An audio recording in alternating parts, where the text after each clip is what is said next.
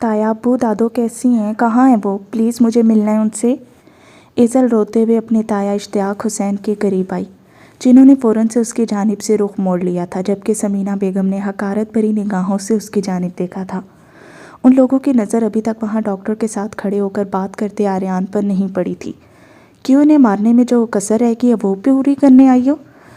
معصومیت کا ڈھونگ کر کے کیا گل چھڑے اڑاتی پھر رہی ہو؟ انہیں سب پتہ چل گیا ہے، اب تمہاری شکل بھی نہیں دیکھنا چاہتی وہ۔ چلی جاؤ یہاں سے، جان چھوڑ دو ہماری۔ سمینہ بیگم نے اسے ندرت بیگم کے کمرے کی جانب بڑھتے دیکھ کر بازو سے پکڑ کر روکا۔ ان کا بس نہیں چل رہا تھا اس لڑکی کا منہ تھپڑوں سے لال کر دیں جو ابھی بھی اتنی ڈھٹائی کے ساتھ وہاں آ گئی تھی۔ عدنان نے غصے میں آتے ندرت بیگم سمیت سب گھر والوں کے سامنے یہی کہہ دیا تھا کہ وہ گھر سے بھاگ گئی ہے۔ پورے خاندان میں اس کی عزت کا جنازہ نکل گیا تھا، کوئی اس کی صورت بھی نہیں دیکھنا چاہتا تھا۔ مسفرہ امینہ بیگم کے کہے کے مطابق تیار ہو چکی تھی اور اب ہاتھ میں ٹرے اٹھائے وہ ڈرائنگ روم میں داخل ہوئی، جہاں مہمانوں میں 2 مرد اور 2 خواتین موجود تھیں۔ ان سب کی نظریں اسی پر ٹکی ہوئی تھیں۔ ماشاءاللہ امینہ بہن، آپ کی بیٹی تو بہت پیاری ہے، ان میں سے ایک درمیانی عمر کی عورت بولی، جبکہ وہاں بیٹھے دونوں مردوں کی نگاہیں مسفرہ پر جم کر رہ گئی تھیں۔ مسفرہ نے نوٹ کیا تھا اس سے پہلے بسمہ بھی بہت ان ایزی فیل کر رہی تھی ان لوگوں کی موجودگی میں۔ ان میں سے ایک شخص جو لڑکے سے زیادہ بڑی عمر کا تھا، وہ بار بار بسمہ کی جانب دیکھ کر اپنے ساتھ بیٹھی عورت سے کچھ کہہ رہا تھا۔ مسفرہ اپنی مٹھیاں بھینچے بہت مشکل سے وہاں بیٹھی رہی۔ وہ خواتین اس سے چھوٹے موٹے سوالات کرتی رہیں۔ وہ لڑکا بظاہر کافی مناسب لگا تھا، مگر ان کے ساتھ آیا دوسرا مرد انتہائی عجیب نگاہوں سے کبھی بسمہ کو دیکھ رہا تھا اور کبھی مسفرہ کو۔ کیا آپ کے گھر میں کوئی مرد نہیں ہے؟ آپ لوگ اکیلی رہتی ہیں یہاں؟ وہ شخص پہلی بار بولا تھا، جس پر امینہ بیگم کی رنگت بھی زرد پڑی، کہیں نہ کہیں وہ بھی اس کے انداز و اعتبار محسوس کر چکی تھیں۔ السلام علیکم، سوری ماں جی، تھوڑا لیٹ ہو گیا۔ اس سے پہلے کہ امینہ بیگم کوئی جواب دے پاتی، بھاری گھمگیر آواز وہاں گونجتی سب کو ہی اپنی جانب متوجہ کر گئی تھی۔ سب سے زیادہ گھبرا کر مسفرہ نے اس کی جانب دیکھا، جو سیاہ رنگ کے لباس میں اپنے پرکشش شخصیت کے ساتھ اندر آتا اسے شعلے بار نگاہوں سے گھور گیا۔ مسفرہ نے نگاہیں پھیر لیں۔ اس نے نوٹ کیا تھا کہ زیکے کو دیکھ کر بسمہ اور امینہ بیگم کے چہروں پر اطمینان اور سکون سا بکھر گیا تھا۔ امینہ بیگم کے آگے جھک کر سلام کرتا وہ مسفرہ کے برابر پڑے سنگل صوفے پر آن بیٹھا تھا۔ مسفرہ نامحسوس طریقے سے ذرا فاصلے پر ہوئی، مگر اسے اپنا دوپٹہ کسی مضبوط گرفت میں قید محسوس ہوا۔ وہ اسے دور نہ جانے دینے کی خاطر اس کے دوپٹے کا پلو اپنی مضبوط ہتھیلی میں قید کر گیا تھا، جس کے بعد مسفرہ اپنی جگہ سے ہل بھی نہیں پائی۔ کیا کرتے ہیں آپ؟ اس نے وہاں رشتے کے لیے آئے لڑکے کی جانب دیکھتے پوچھا۔ امینہ بیگم اس کا تعارف ان لوگوں کے سامنے اپنے بھتیجے کے طور پر کروا چکی تھیں۔ وہ شخص اب بھی ہر تھوڑی دیر بعد زیکے سے نظریں بچا کر بسمہ کو گھور جاتا، مگر وہ یہ نہیں جانتا تھا کہ اس کے سامنے بیٹھا شخص اڑتے پرندے کے پر گننے کی صلاحیت رکھتا تھا۔ دبئی کی ایک ملٹی نیشنل کمپنی میں جاب کرتا ہوں، اس لڑکے نے زیکے کو جواب دیا۔ کتنی سیلری ہے؟ اس نے دوبارہ سوال کیا، جبکہ مسفرہ کو اس کا ہاتھ اپنے دوپٹے سے نیچے اب چٹیا کی جانب جاتا محسوس ہوا تھا۔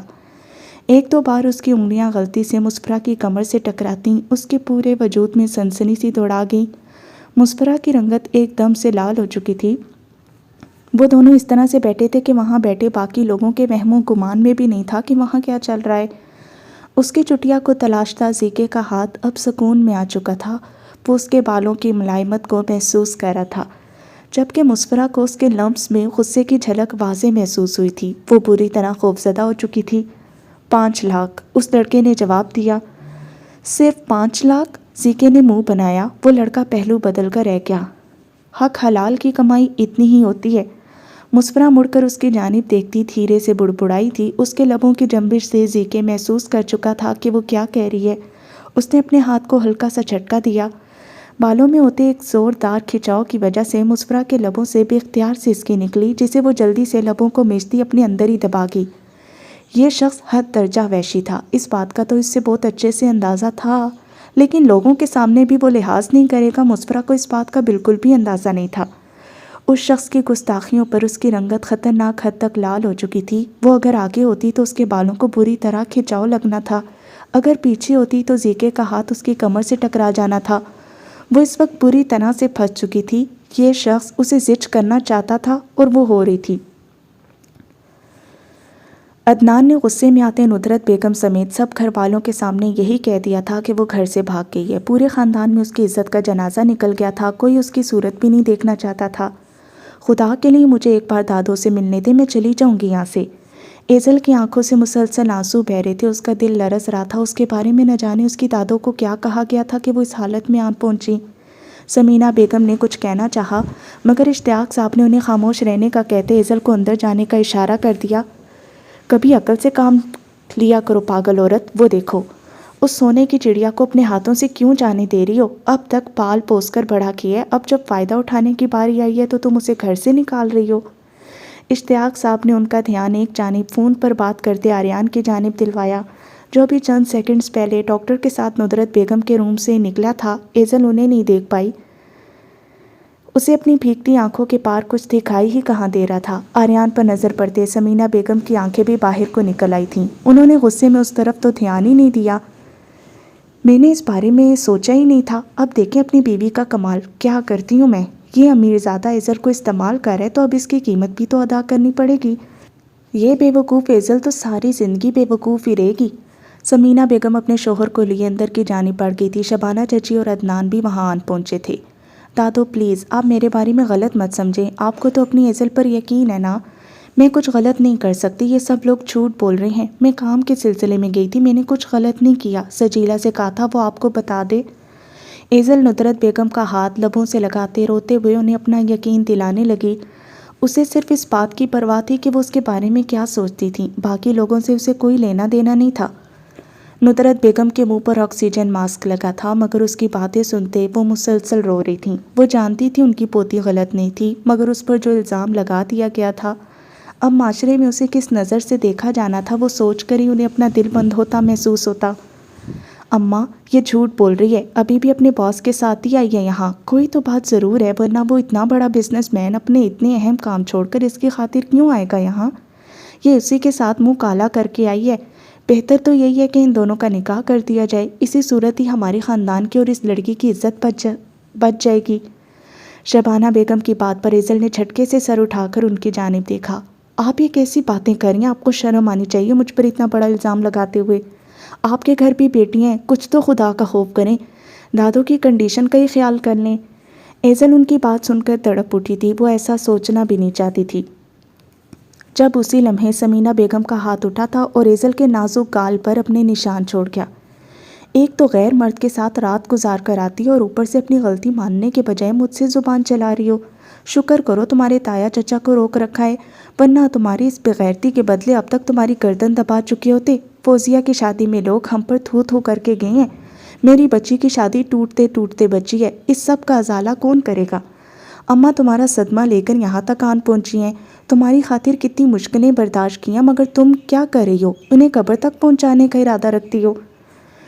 شبانہ بیگم کے الفاظ ایزل کا دل چیر گئے تھے۔ اس نے مڑ کر ندرت بیگم کو دیکھا جو اس کی جانب سے نگاہیں پھیر گئیں۔ دادو، ایزل ان کے پاس آئی، اگر تم چاہتی ہو میں تمہارے اس گناہ کے لیے معاف کر دوں تو اپنے باس سے نکاح کر لو، ورنہ زندگی بھر مجھے اپنی صورت مت دکھانا۔ ندرت بیگم کی بات پر ایزل کے آنسوؤں میں مزید شدت آئی تھی۔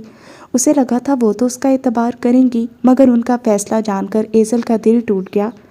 وہ کیسے ان سب کو بتاتی کہ وہ شخص تو اسے ان لوگوں سے بھی زیادہ حقیر تصور کرتا تھا، اس سے کسی صورت نکاح کے لیے راضی نہ ہوتا، اور وہ کون سا ایسا کرنا چاہتی تھی؟ دادو پلیز، آپ لوگ جو سمجھ رہے ہیں ویسا کچھ نہیں ہے۔ ایزل کی حالت اس وقت بہت قابل رحم تھی۔ اس کی اب تک کی زندگی ایسے ہی آزمائشوں سے بھری ہوئی تھی، اور اب اس کی زندگی کی سب سے بڑی آزمائش آن ٹھہری تھی جب اسی لمحے آریان خانزادہ اندر داخل ہوا۔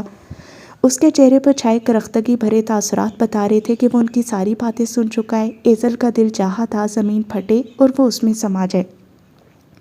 مزید کتنی ذلت سہنا لکھا تھا اس کی قسمت میں۔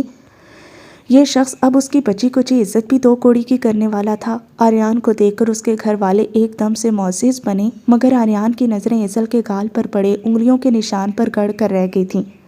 وہ دودیاں آنسوؤں سے بھیگا گال سوج چکا تھا۔ آریان نے اپنی مٹھیاں سختی سے میچ لیں۔ آپ کو میری پوتی سے نکاح کرنا ہوگا، یہ ایک رات آپ کے ساتھ گھر سے باہر گزار کر آئی ہے، اب معاشرے کی نظر میں یہ پاک باز لڑکی نہیں رہی، آپ کے نام کی تہمت لگی ہے اس پر، اب اسے قبول بھی آپ کو ہی کرنا ہوگا۔ नुतरत बेगम की बात पर एजल ने बेयकीनी से उनकी जानिब देखा। उसने कभी नहीं सोचा था कि उसकी अपनी दादो इसके हवाले से ऐसे अल्फाज अदा करेंगी। उसका दिल दर्द से फटने लगा। मुझे नहीं करना ये निकाह, आप सब गलत समझ रहे हैं, वो सिसकियों के बीच चिल्लाई थी। आर्यान खानज़ादा के नकोश उसका इनकार सुनकर मज़ीद तन गए। मैं इस निकाह के लिए तैयार हूँ, मगर मेरी एक शर्त है। आर्यान की बात पर जहाँ बाकी सब की आंखें लालच से चमक उठी थीं, वहीं एजल ने फटी फटी आंखों से उसकी जानिब देखा। आप लोगों ने अभी तक कुछ लिया क्यों नहीं? केसर मेहमानों को चाय पेश करे ना। सीके उस शख्स की बेलगाम निगाहों को बहुत अच्छी तरह नोट कर चुका था। उसके बुलावे पर बाहर खड़ा केसर अंदर आया और उसकी आंखों के इशारे पर उसका कहा समझ गया था। जीके ने बिस्मा और मुस्फरा दोनों को ही उनके आगे चाय पेश नहीं करने दी। बिस्मा ने मुस्कुरा कर जीके की जानिब देखा, जिसके आने से उसे तहफ़्फ़ुज़ का एहसास हुआ था, जबकि दूसरी जानिब मुस्फरा उसकी हरकतों से जी चुई पड़ी थी। उसका गुस्ताखियाँ करता हाथ उसके बालों को हर तरह से छू रहा था। कभी अपनी गिरफ्त में पकड़कर खींच लेता, कभी बहुत मुलायमत से बालों की नरमाहटों को महसूस करता। ऐसी हरकतें इतने सारे लोगों के सामने सिर्फ जीके ही कर सकता था। क्या मेरा भाई कुछ देर के लिए उनसे लैदगी में बात कर सकता है? एक साथ तो उन दोनों ने रहना है, तो क्यों ना थोड़ा सा भी एक दूसरे को समझ लें। उस औरत के पूछने पर अमीना बेगम ने जीके की जानिब देखा, जिसने इस बात में सर हिला दिया था। उसका बिल्कुल दिल नहीं चाह रहा था उस लड़की के बालों को आज़ादी देने का, जबकि मुस्फरा ने तशक्कुर आमेज़ निगाहों से उस लड़की की बहन को देखा। जाओ बेटा। अमीना बेगम ने उसे जाने का इशारा किया। उसने भी चार की भरी निगाहों से मुड़कर जीके की जानिब देखा था, जिसने एक हल्का सा झटका देते उसके बालों को छोड़ दिया। उसकी आंखों का रंग खून आलूद हुआ था। दरवाजे से बाहर निकलते मुस्फरा ने पलटकर उसकी जानिब देखा, जो अभी भी इस पर अपनी निगाहें गाड़े हुए था। निगाहों की उस तसादम पर मुस्फरा जी जान से कांप उठी थी। अरे क्या हुआ बेटा, आप ठीक हो? केसर चाय देकर जा चुका था। जब सब ने महसूस किया था वो दूसरा शख्स अपनी जगह पर बैठा बैठा जिस्म के मुख्तलिफ हिस्सों पर खारिश करने लगा था, कभी कमर पर, कभी गर्दन, कभी टांगों पर। उसका ध्यान ना सिर्फ बिस्मा की जानिब से हट गया था, बल्कि उसकी हालत ऐसी हो गई थी जैसे अभी रो देगा। बिस्मा ने मुस्कुराकर जीके की जानिब देखा। वो केसर को चाय के मग में पुड़िया शामिल करते देख चुकी थी। शुक्रिया भाई, बिस्मा धीरे से बोली। भाइयों को शुक्रिया अदा नहीं करते, बहनों की हिफाजत करना उनका फ़र्ज़ होता है। रिलैक्स होकर बैठें, अब मैं ज़रा आपकी बहन को देख कर आता हूँ। वो अपनी बात कहता वहाँ से उठ गया। उन दोनों को गए अभी 2 मिनट भी नहीं गुजरे थे कि वो उनके पीछे निकल आया। उसकी गैरत गवारा ही नहीं कर रही थी कि उसकी बीवी किसी और इंसान के सामने ऐसे पेश हो रही है। उसने आज सोच लिया था अमीना बेगम से बात करने के हवाले से, जबकि बिस्मा उसके आखिरी जुमले पर उसकी पुश्त को घूर गई। क्या बाकी सब कुछ वैसा था जैसा वो समझ रही थी? उसे आज अहद का मूड काफ़ी ख़राब लगा था, जिसकी वजह कहीं ना कहीं उसे समझ आ रही थी। जो सोचते उसके लबों पर मुस्कुराहट आई। वो अब यही चाहती थी कि ये लोग जल्द अज जल्द यहाँ से उठ जाएं, ताकि वो अमीना बेगम से उस हवाले से बात कर सके।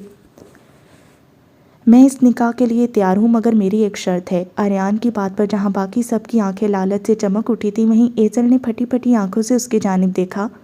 उसे अपनी समातों पर यकीन नहीं आया था। ये शख्स क्या बोल रहा था? ये निकाह तब तक खुफिया रहेगा जब तक मैं चाहूँगा। आर्यान खानज़ादा का चेहरा हर एहसास से आरी था। वो ऐसा क्यों कर रहा था एजल नहीं जानती थी। उसका दिमाग उस वक्त हर तरह की सोचने समझने की सलाहियत से कासिर हो चुका था। वो उसके घर वालों के सामने इंतहाई इस्तेकाक के साथ उसके मुकाबिल खड़ा था। ये क्या कह रहे हैं आप? प्लीज़ आप बताएं इन सबको कि जो ये समझ रहे हैं वो गलत है। हम इतने सारे लोगों के साथ रहे हैं, वहाँ आपकी फैमिली थी, प्लीज़। एजल उसकी जानिब मिन्नत भरे लहजे में बोल रही थी। उसे समझ नहीं आ रहा था ये शख्स उसे इतना सख्त नापसंद करते हुए भी इस निकाह के लिए कैसे मान गया। उसका दिमाग बिल्कुल मौफ हो चुका था। उसे कुछ समझ नहीं आ रहा था। ये सब आपकी अपनी है मिस एजल, आपकी बातों पर यकीन नहीं करे, आपको लगता है मेरी बात पर करेंगे? आर्यान खानज़ादा की आंखें न जाने क्यों लाल हो रही थीं। लड़कियां जो उसकी एक नज़र करम के लिए उसके आगे ढेर हो जाती थी, ये लड़की उससे निकाह हो जाने का सुनकर इस बुरी तरह से रो रही थी जैसे उस पर न जाने कौन सा जुल्म किया जा रहा था। एजल ने भीगती आंखों से उसकी जानिब देखा। वो शख्स बाख्तियार था, उन सब लोगों के मुंह बंद करने की ताकत रखता था। फिर वो उससे निकाह करने के लिए क्यों तैयार हो गया था? क्या इस सब में इसका कोई मकसद था? एजल उस शख्स से किसी भी बात की बईद कर सकती थी। मैं नहीं करूँगी ये निकाह। आप मेरी गर्दन दबाना चाहते हैं ना? प्लीज़ मार दे मुझे, ये नफ़रत करते हैं मुझसे, पता नहीं क्यों निकाह करना चाहते हैं मुझसे। एजल इश्तियाक साहब को रोते हुए कहती आखिर में भीगी आंखों से आर्यान को घूर गई। یہ شخص اب تک اسے جتنا بے عزت کر چکا تھا وہ اس کی امپلائی بھی نہیں رہنا چاہتی تھی۔ نکاح کرنا تو بہت بڑی بات تھی۔ وہ اس وقت خود کو دنیا کی سب سے تنہا اور بے بس انسان محسوس کر رہی تھی۔ اس پورے وقت میں آریان خانزادہ لب پھینچے کھڑا اسے بری طرح روتے دیکھ رہا تھا۔ اس کے اپنے سے نکاح نہ کرنے کے اس خوف کو دیکھتے لمحے کے 1000ویں حصے میں اس کے لبوں پر مسکراہٹ ابھر کر معدوم ہوئی۔ اماں کیا ہوا آپ کو؟ اس سے پہلے کہ کوئی کچھ بولتا ندرت بیگم کی سانسیں اکھڑنے لگیں۔ وہ بہت مشکل سے سانس لے پا رہی تھیں۔ ان کی رنگت ایک دم سے سفید پڑ چکی تھی۔ ان کی ملتجی نگاہیں صرف ایزل پر ٹکی ہوئی تھیں۔ عدنان ڈاکٹر کو بلانے کے لیے باہر کی جانب بھاگا۔ ایزل بھیگتی آنکھوں سے ان کی حالت دیکھ رہی تھی، جس کی ذمہ دار کہیں نہ کہیں وہی تھی۔ اس نے پلٹ کر آریان خانزادہ کی جانب دیکھا جو سینے پر بازو باندھے بہت ہی ریلیکس موڈ میں کھڑا تھا۔ ایزل کو اس لمحے وہ پہلے سے بھی زیادہ برا لگا۔ اسی شخص نے اس کا تماشا بنا کر رکھ دیا تھا۔ ندرت بیگم نے اب تک اس کے لیے بہت کچھ کیا تھا۔ ایزل اس وقت ان کی بات سے انکار کر کے ان کو مزید اذیت سے دو چار نہیں کر سکتی تھی۔ اس نے چہرہ جھکاتے نکاح کے لیے رضامندی دے دی۔ آریان ایک نظر اس پر ڈالتا وہاں سے نکل گیا۔ نکاح خواہاں اور گواہوں کو لے کر فوراً یہاں پہنچو، لوکیشن سینڈ کر رہا ہوں میں۔ آریان کی بات پر حنان حیرت زدہ سا موبائل کان سے ہٹاتے اسکرین کو گھور گیا۔ ٹھیک ہے وہ تو لاتا ہوں، مگر تم مجھ سے پہلے کس کا نکاح کروا رہے ہو؟ حنان گاڑی ڈرائیو کر رہا تھا جب آریان نے اسے گاڑی روکنے کا کہا۔ وہ بھی کسی کام کے سلسلے میں آریان کے پیچھے ہی گاؤں سے نکل آیا تھا اپنا۔ اس کی بات پر حنان اپنی جگہ سے اچھل پڑا۔ اگر وہ گاڑی پہلے نہ روک چکا ہوتا تو ضرور کہیں ٹھوک دینی تھی۔ تم مذاق کر رہے ہو؟ حنان کو یہی لگا تھا، مگر دوسری جانب سے کال کاٹ دی گئی۔ مجھے ہمیشہ آپ جیسی لڑکی کی تلاش ہی تھی جو ہر لحاظ سے پرفیکٹ ہو۔ آپ صرف خوبصورت ہی نہیں ایک قابل ڈاکٹر ہیں۔ اگر آپ میری لائف میں آئیں گی تو میں اپنے آپ کو دنیا کا خوش قسمت ترین مرد تصور کروں گا۔ آپ شادی کے بعد بھی اپنی جاب جاری رکھیں گی نا؟ میرا ارادہ اب دبئی سے یورپ شفٹ ہونے کا ہے۔ میں چاہتا ہوں میرے ساتھ ساتھ آپ بھی وہاں اپلائی کر دیں۔ وہ شخص بول رہا تھا جبکہ مسفرہ اس کی زیادہ باتیں سن ہی نہیں رہی تھی۔ اسے تو زیکے کی آنکھوں کا رنگ دیکھ کر گھبراہٹ ہو رہی تھی۔ اب پھر نہ جانے وہ اسے اس کی گستاخی کی کیا سزا دینے والا تھا۔ اسے بالوں میں اب بھی درد ہو رہا تھا۔ وہ اس وحشی انسان نے ابھی کھینچے تھے، جنگلی درندہ۔ اپنی چوٹی کے بالوں کو سہلاتے مسفرہ زیر لب بڑبڑائی تھی۔ وہ اس شخص کی باتیں سن رہی ہوتی تو اسے جواب دے پاتی۔ آپ نے مجھے کچھ کہا؟ اس کے مقابل کرسی پر بیٹھے شخص نے اس کی بڑبڑاہٹ ٹھیک سے سمجھی ہی نہیں تھی۔ نہیں، آپ کیا کہہ رہے تھے؟ مسفرہ نے غائب دماغی سے اس کی جانب دیکھا۔ آپ مجھے بہت پسند آئی ہیں۔ میں اپنی باقی کی زندگی آپ کے ساتھ گزارنا چاہتا ہوں۔ اپنی بات کہتا وہ مسفرہ کا ٹیبل پر رکھا ہاتھ اپنی گرفت میں لینے ہی والا تھا، اس سے پہلے کہ مسفرہ کچھ سمجھ پاتی۔ زیکے اندر داخل ہوتا اس شخص کے چہرے پر ایک زوردار تماچا رسید کر گیا، جس کے باعث وہ کرسی سمیت نیچے فرش پر جا گرا تھا۔ اگر چاہتے ہو کہ تمہیں اپنی باقی کی زندگی گزارنے کا موقع ملے تو ابھی اسی وقت اپنے گھر والوں سمیت اس گھر سے نکل جاؤ، اور دوبارہ اگر اس جانب رخ کیا تو مجھ سے برا کوئی نہیں ہوگا۔ وہ شخص زیکے کے اس تھپڑ پر غصے سے اپنی جگہ سے اٹھا تھا۔ مسفرہ زیکے کی اس جارحانہ کارروائی پر لبوں پر ہاتھ رکھے اٹھ کھڑی ہوئی۔ یہ کیا بدتمیزی ہے تم؟ وہ شخص اس سے پہلے کہ مزید کچھ بول پاتا، زیکے نے اپنی پاکٹ سے گن نکال کر اس کے منہ پر رکھ دی۔ یہ بدتمیزی نہیں ہے۔ اگر بدتمیزی دیکھنا چاہتی ہو تو اس کے لیے تمہیں میرا مہمان بننا ہوگا۔ اپنی کوئی بھی وجہ بتاتے پہلی فرصت میں نکلو یہاں سے، ورنہ شادی کے تو کیا لڑکی دیکھنے کی بھی قابل نہیں چھوڑوں گا۔ زیکے اسے گردن سے پکڑ کر دروازے کی جانب دھکیل چکا تھا جبکہ بندوق دے کر اس شخص کی بولتی ہی بند ہو چکی تھی۔ وہ بھاگتا ہوا وہاں سے نکل گیا۔ مسفرہ دیوار کے ساتھ لگی ساکت سے اسے تکے جا رہی تھی، جو اب گن پاکٹ میں رکھتا سرد نگاہوں سے اسے گھورتا اس کی جانب بڑھ رہا تھا۔ بہت شوق ہے اپنے حسن کی نمائش کروانے کا؟ گناہوں سے لتھڑا ہوا وحشی درندہ تو میں ہوں، اور ایک کے نکاح میں ہوتے کوئی دوسروں کے آگے پیش تم ہو رہی ہو۔ اس کا دماغ وہ منظر یاد کرتے غصے سے کھول رہا تھا جب اس شخص نے مسفرہ کے ہاتھ کو چھونا چاہا۔ اس کے اندر آگ لگی ہوئی تھی۔ جیسے بھی اور جس بھی ریزن سے اس نے اس لڑکی کو اپنے نکاح میں لیا تھا، پر اب وہ اس کی منکوحہ تھی۔ کوئی اور کیسے اسے دیکھ اور سراہ سکتا تھا؟ میں نہیں مانتی اس نکاح کو۔ مسفرہ دیوار کے ساتھ لگی ہوئی تھی۔ وہ آہستہ آہستہ اس کے قریب آ رہا تھا۔ باہر سے ان لوگوں کے جانے کی آوازیں آ رہی تھی۔ مسفرہ کی گھبراہٹ میں اضافہ ہوا۔ مجھے منوانا بہت اچھے سے آتا ہے۔ اس کے قریب دیوار پر اپنی بھاری ہتھیلی جماتا وہ اس کے نہایت قریب جھکا تھا۔ اس کی گرم سانسیں اور بھوری مقناطیسی نگاہوں کی تپش مسفرہ کی سانسیں روک گئی۔ میں نہیں ڈرتی اب تم سے، اگر تم نے مجھے زبردستی چھونے کی کوشش کی تو میں خودکشی کر لوں گی۔ مسفرہ اس کی آنکھوں میں دیکھتی دلیری سے بولی۔ وہ بھی تنگ آ چکی تھی اس شخص کے ہاتھوں ٹارچر ہو کر۔ اس کی بات پر زیکے نے اپنا چہرہ مزید اس کے قریب کیا۔ مگر میں ابھی ایسا تو کوئی ارادہ ہی نہیں رکھتا تھا جیسا تم سوچ رہی ہو۔ میں تو یہاں صرف اپنی مرہم پٹی کروانے آیا تھا ڈاکٹر۔ تم ہاسپٹل میں نہیں ملی تو گھر آ گیا، پر تمہارے ارادے تو مجھ سے بھی زیادہ خطرناک ہیں۔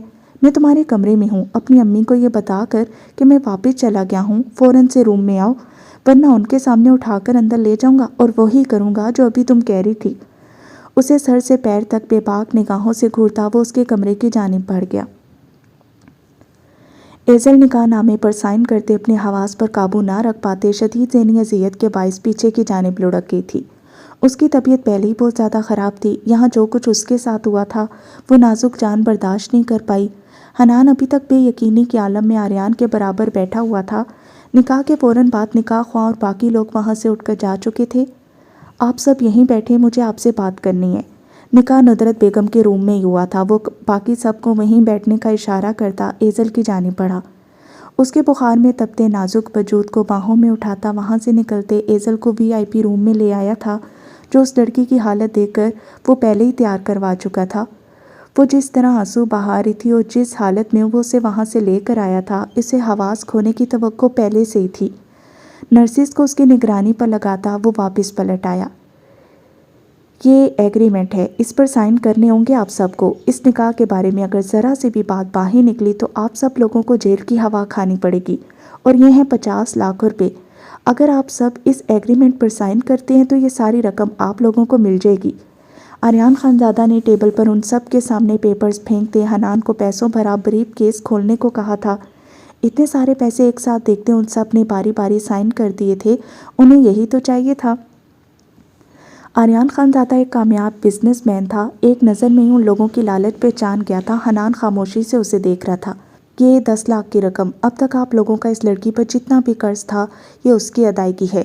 اس کے بعد آپ لوگ اس پر اپنا کوئی بھی احسان نہیں جتائیں گے، اور سب سے اہم بات، وہ اب آریان خانزادہ کی بیوی ہے، اس سے اپنا رویہ درست کر لیں، ورنہ میں غصے میں کیا کر جاؤں مجھے خود بھی پتہ نہیں ہوتا۔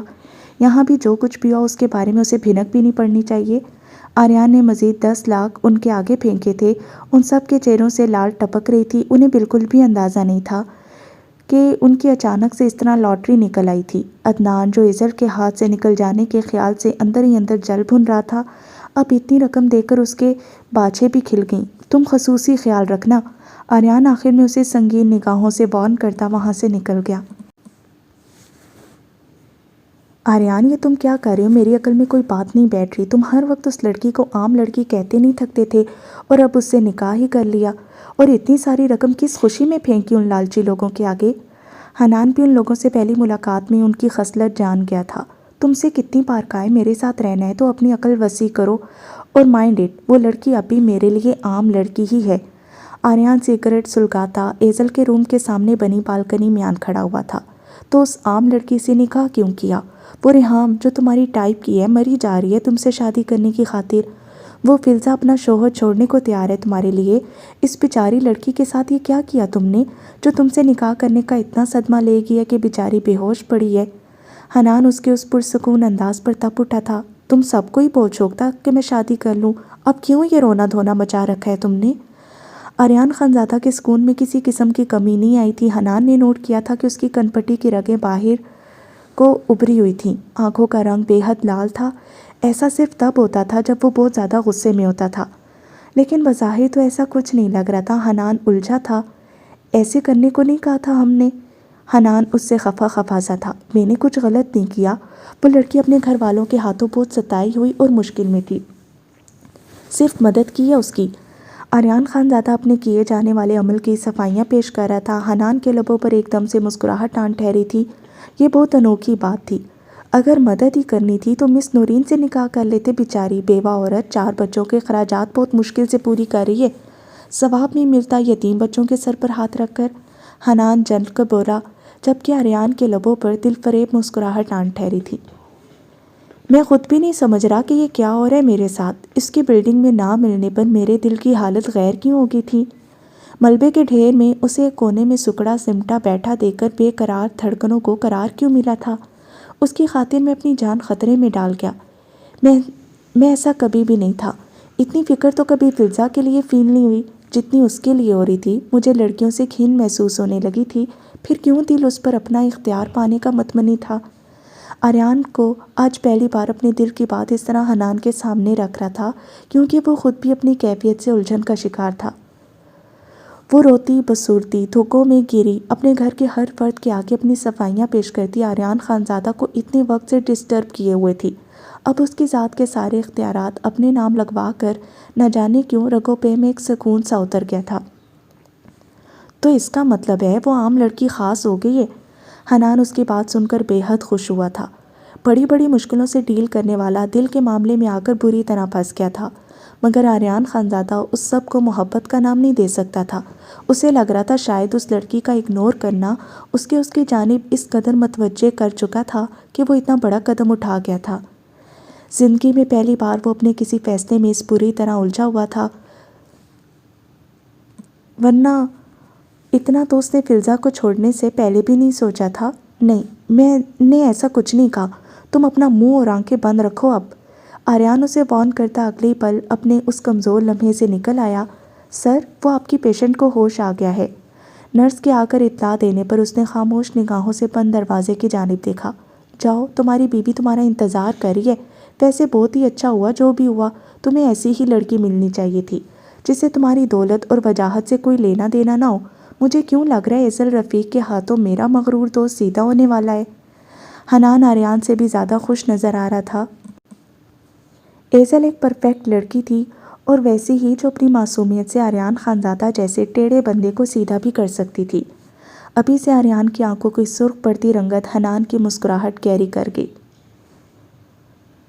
مسفرہ اس کی آنکھوں کی وارننگ سے اندر ہی اندر خوفزدہ ہوئی تھی۔ اس کی بے باک نگاہیں مسفرہ کو سر سے پیر تک لرزا کر رکھیں۔ ساری بہادری ایک دم سے ہوا ہوئی تھی۔ وہ چاہے جتنی بھی دلیری دکھاتی اس شخص کا مقابلہ کسی قیمت پر بھی نہیں کر سکتی تھی۔ اس کا دل بہت بری طرح دھڑک رہا تھا۔ امینہ بیگم کو سر درد کا بہانہ کر کے سونے جانے کا کہتی وہ اندر آ گئی، جبکہ بسمہ امینہ بیگم کو پریشان دے کر ان کے ساتھ بیٹھی انہیں مسفرہ اور احد کے حوالے سے بات کرنے لگی۔ بسمہ کو احد کی نگاہوں میں مسفرہ کے لیے پسندیدگی نظر آئی تھی، اور مسفرہ کا بھی بار بار پلٹ کر اس کی جانب دیکھنا بسمہ کو بہت الگ انداز لگا تھا۔ امینہ بیگم اس کی بات سنتی خوشگوار حیرت میں گھر گئیں۔ ہم احد کے گھر والوں کے بارے میں کچھ نہیں جانتے، پھر کیسے یہ سب؟ امینہ بیگم اسے بے شک اپنے بیٹوں کی طرح مان چکی تھی، مگر بیٹی کے معاملے میں اتنا بڑا رسک بھی نہیں لے سکتی تھیں بنا احد کے بارے میں کچھ جانے۔ تو اس میں کیا مسئلہ ہے؟ مجھے لگ رہا ہے احد بھائی آج نہیں تو کل آپ سے اس بارے میں بات ضرور کریں گے، تو آپ ان سے ان کے گھر والوں کے بارے میں پوچھ لیجئے گا۔ ویسے جو انسان اتنا اچھا ہے اس کے گھر والے بھی اچھے ہی ہوں گے۔ بسمہ تو مسفرہ اور احد کو ایک ساتھ سوچ چکی تھی۔ آج جس طرح احد بنا اس کے کہے اسے تحفظ دے گیا تھا، بسمہ کے دل میں اس کا مقام مزید بڑھ گیا۔ اس کا کوئی بھائی نہیں تھا، پہلی بار کسی سے بھائیوں جیسا تحفظ ملا تھا، جو اسے بہت اچھا لگا۔ مسفرہ دروازہ نوک کرتی اس کی جانب پلٹی، جو صوفے پر براجمان گہری نگاہوں سے اسے ہی گھور رہا تھا، مگر ساتھ ہی ہاتھ میں فون تھامے وہ کسی سے باتوں میں بھی مصروف تھا۔ تم جانتے تھے نا کہ میں ڈاکٹر مسفرہ بخشی کو پسند کرنے لگا ہوں؟ تم نے یہ نکاح جان بوجھ کر کیا، مجھے نیچا دکھانے کی خاطر؟ تم ہر بار دشمنی کا آغاز خود کرتے ہو، اس بار میں تمہیں نہیں چھوڑوں گا۔ اس لڑکی کے دل میں تمہارے لیے اتنی نفرت بھروں گا کہ وہ تمہاری صورت سے بھی گھن محسوس کرے گی۔ شمشیر کو جب سے اس خبر کا پتہ چلا تھا وہ کوئلوں پر لوٹ رہا تھا۔ اسے بہت پہلے ہی اسی بات کا دھڑکا لگا ہوا تھا۔ اسے اچھے سے اندازہ تھا زیکی اپنی دشمنی نبھانے کی خاطر کسی بھی حد تک جا سکتا تھا، مگر وہ ایک لڑکی کو اپنے اتنے قریب کر لے گا، یہ بات ہضم نہیں ہو رہی تھی۔ اس نے زیکے کو اب تک ہر برا کام کرتے دیکھا تھا، لیکن کبھی کسی عورت کے قریب نہیں دیکھا تھا۔ اسے پورا یقین تھا زیکے صرف انتقام کی خاطر مسفرہ کو ٹارچر کر رہا تھا۔ تمہیں لگتا ہے زیکے کو کسی کی نفرت سے فرق پڑتا ہے؟ وہ گھن محسوس کرے یا نفرت، رہنا تو اسے تب تک میرے پاس ہی ہوگا جب تک میں چاہوں گا۔ اب دوبارہ تمہارے انداز میں یہ بےقراری نہ دیکھوں اس کے لیے۔ ایک بار تمہیں بچا لیا گیا تھا کیونکہ تب یہ لڑکی میرے اختیار میں نہیں تھی، پر اب کی بار ایسا نہیں ہوگا۔ بے موت مارے جاؤ گے، اپنے کام سے کام رکھو، تمہارے حق میں بہتر ہوگا۔ زیکے کی پتھریلی نگاہیں مسفرہ پر جمی ہوئی تھیں، جو اس سے کوسوں دور کھڑی تھی۔ یہاں آؤ۔ شمشیر کی مزید کوئی بھی بات سنے بغیر وہ کال کاٹتا موبائل ٹیبل پر اچھال گیا۔ اسے فی الحال کوئی ڈسٹربنس نہیں چاہیے تھی۔ وہ پوری طرح سے اس لڑکی کو تنگ کرنے کا لطف اندوز ہونا چاہتا تھا۔ وہ سمجھ چکا تھا کہ شمشیر شاید یہی سمجھ رہا ہے کہ اسے اس لڑکی کے عشق محبت کا بھوت چڑھ گیا ہے، اسی خاطر وہ اس سے نکاح کر چکا ہے، مگر زیکے کو اپنے اعصاب پر پورا کنٹرول تھا۔ یہ لڑکی چاہے جتنی بھی حسین سے، مگر وہ محبت جیسے مرض میں کبھی مبتلا نہیں ہو سکتا تھا۔ بہت سے لوگ یہی چاہتے تھے کہ وہ اس لڑکی سے دور رہے، شاید اسی ضد میں وہ بار بار اس کے قریب آ رہا تھا۔ اسے علم تھا بھی تھوڑی دیر میں اطہر محمود شاہ کی کال بھی آنے والی تھی، اسی لیے وہ نمبر ہی بند کر چکا تھا۔ اسے ان لوگوں کے ساتھ ساتھ اس لڑکی کی تڑپ دیکھنے میں بھی مزہ آتا۔ ڈاکٹر صاحبہ قریب آئیں، اتنی دور سے اس مریض کو شفا نہیں ملنے والی۔ اسے اب بھی فاصلے پر کھڑا دیکھ کر زیکے نے اسے چھیڑا۔ وہ اس وقت امینہ بیگم کی پسند کیے میرون کلر کے شفون کے فراک میں ملبوس، بالوں کی مخصوص چٹیاں بنائے، آنکھوں میں کاجل اور لبوں پر پنک لپ گلاس لگائے سادگی میں بھی غضب ڈھا رہی تھی۔ تم جان بوجھ کر اپنا یہ زخم ٹھیک نہیں ہونے دے رہے؟ مسفرہ مٹھیاں بھینچے اب بھی چند قدموں کے فاصلے پر رک گئی۔ تم نے یہ زخم بگاڑا تھا اور اب دل سے مرہم بھی نہیں لگا رہی، کیسے ٹھیک ہوگا بھلا؟ یہ سینے پر بھی جلن کم نہیں ہو رہی، ایک بار دل سے مرہم رکھو، کیا پتہ شفا مل جائے۔ مسفرہ دوپٹے سے خود کو بہت اچھے طرح کور کیے کھڑی تھی، اس کا دوپٹہ بار بار ڈھلک جاتا، بالوں کی سلکی لٹیں پھسل کر چہرے پر آن کھڑی ہوتی۔ اس کی حالت غیر ہو چکی تھی۔ یہاں آؤ اور میری شرٹ کے بٹن کھولو، بازو میں درد ہے، ہلایا نہیں جا رہا۔ زیکے نے اسے اپنے قریب بلایا تھا۔ مسفرہ مٹھیاں بھیجے دل ہی دل میں اسے گالیوں سے نواز رہی تھی۔ وہ اچھے سے سمجھ رہی تھی کہ یہ شخص آج جو کچھ بھی گھر میں ہوا تھا اسے اسی بات کی سزا دے رہا تھا۔ وہ اسے اس کے حساب سے ٹارچر کرتا تھا۔ اس بیچارے کو پیٹتے ہوئے تو ذرا درد نہیں ہوا، مسفرہ کے لبوں سے بے ساختہ نکلا، جبکہ اس کے اس طنز پر زیکے کے لبوں سے کہکا برآمد ہوا تھا۔ اس کے اس انداز پر مسفرہ اپنی جگہ گھبرا گئی، مگر اگلے ہی لمحے وہ ذرا سا آگے ہوتا، اس کی کلائی اپنی بے رحم گرفت میں لیتا اسے اپنے سینے پر گرا گیا۔ مسفرہ کے لبوں سے بے ساختہ خوف کے عالم میں چیخ برآمد ہوئی، جسے وہ خود ہی لبوں پر ہاتھ رکھتی دبا گئی تھی۔ زیکے کے وجود سے اڑتی کلون کی دل فریب مہک اس کے حواسوں کو جکڑ گئی۔ مسفرہ کا چہرہ اس کی گردن سے ٹکرایا تھا۔ بہت گداز دل ہے تمہارا، اس میں سب کے لیے پریشانی اور فکر بھری ہے نا؟ دنیا کے باقی سارے لوگ بیچارے اور مسکین ہیں اور میں ایک درندہ صرف بے رحم انسان ہوں۔ اس کی کلائی کو اپنی آہنی گرفت میں جکڑے دوسرے ہاتھ سے اس کی ٹھوڑی تھام کر اپنے مقابل کرتے وہ لال آنکھیں اس کے چہرے پر گاڑ گیا۔ گہری نگاہوں سے اس کے چہرے کو دیکھتے وہ اس بات کا تو اقرار کر گیا تھا کہ اس لڑکی کے نقوش بہت دلکش تھے۔ فرصت سے تراشا گیا حسن، کیا یہ حسین پیکر اسی کے لیے اتارا گیا تھا تاکہ اس کا پتھر دل ملائم ہو سکے؟ وہ اس لمحے اس کے بے پناہ قریب تھا۔ زیکے نے ہاتھ بڑھا کر اس کے گلابی لبوں کو چھوا تھا۔ اس کی گرفت اتنی جارحانہ تھی کہ مسفرہ نے کسمساتے اس سے دور ہونا چاہا۔ وہ بیڈ پر بیٹھی گھٹنوں میں سر دیے مسلسل روئی جا رہی تھی۔ اس کا کوئی قصور نہیں تھا۔ پہلے وہ شخص زبردستی اپنے ساتھ لے گیا اور اب اس کے گھر والوں نے اس کے سامنے اتنا برا الزام لگا کر اسی مغرور اور گھمنڈی انسان سے نکاح بھی پڑھوا دیا۔ اس کے سارے خواب دھرے کے دھرے رہ گئے تھے۔ اب یہ شخص پوری زندگی اسے اپنی ملازمہ بنا کر رکھنے والا تھا۔ ایزل ایسے ہی روئی جا رہی تھی جب اسے دروازہ کھلنے اور بند ہونے کی آواز کے ساتھ بھاری قدموں کی چاپ سنائی دی۔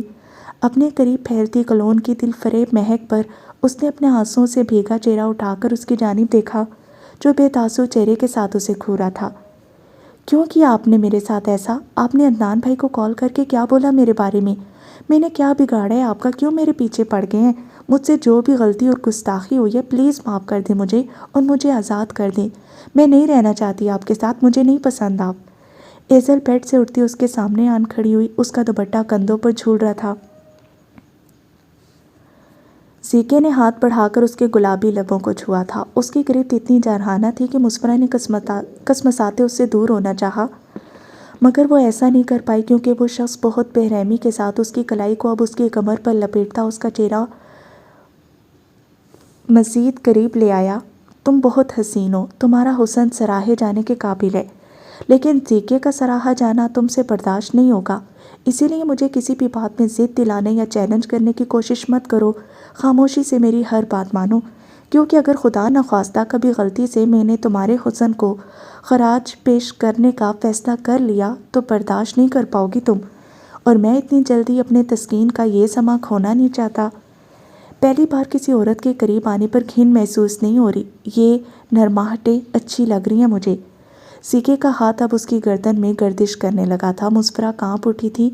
اس کے الفاظ کی سنگینی اور لمس کی حرارت اسے اپنے وجود میں اترتی محسوس ہوئی۔ اس نے گردن سے سیکے کا ہاتھ جھٹکنا چاہا۔ جب وہ اس کی گردن کو اپنے فولادی ہاتھ کی گرفت میں لیتا، اسے اپنے قریب تر کرتا، اس پر اپنے لبوں کا تپش زدہ وحشیانہ لمس چھوڑ گیا۔ مسفرہ اس کی جرأت پر کانپ اٹھی تھی۔ اسے اپنی گردن ایک دم سے جلتی محسوس ہوئی۔ چھوڑو مجھے۔ اس نے جواباً اپنے ناخن سیکے کی گردن میں گاڑ دیے۔ اوہ، تو تم مقابلہ کرنا چاہتی ہو؟ مجھے اچھا لگا تمہارا یہ انداز۔ سیکے اس کی کمر میں بازو حمائل کرتا، اس کی گردن پر اپنی مونچھیں رگڑتا اسے سلگا کر رکھ گیا۔ وہ دونوں ایک دوسرے سے ایسے گتھم گتھا ہو چکے تھے جیسے دو فریقوں کے درمیان کشتی لڑی جا رہی ہو۔ وہ اسے کسی بے جان گڑیا کی طرح اپنی باہوں میں اٹھاتا صوفے سے اٹھا تھا۔ اس کے گستاخ ہونٹ ابھی بھی مسفرہ کی گردن کو دیکھا رہے تھے۔ مسفرہ کا بس نہیں چل رہا تھا اس شخص کی گردن دبوچ دے، مگر اسے ہوش تو تب آیا جب سیکے اسے بیڈ پر پٹکتا، اس کے قریب بیٹھتا، دونوں اطراف اپنے ہاتھ جما گیا۔ مسفرہ کا پورا وجود سن ہوا تھا۔ دیکھو، دور رہو مجھ سے۔ مسفرہ نے اس کے بازو ہٹا کر اٹھنا چاہا، جس کے جواب میں وہ اس کی دونوں کلائیوں کو واپس اپنے قبضے میں لیتا اسے تکیے پر ٹکا گیا۔ تمہیں لگتا ہے تم اس طرح مجھے دور رکھ رہی ہو؟ بغاوت کرنے والے لوگوں کو ہرانے میں بہت مزہ آتا ہے مجھے۔ سیکے اس کے بالوں کی مہک اپنی سانسوں میں اتارتا پوری طرح سے اس پر جھک چکا تھا۔ وہ شخص اس وقت اپنے حواسوں میں نہیں لگا تھا مسفرہ کو۔ مسفرہ کی سانسیں رک رہی تھیں۔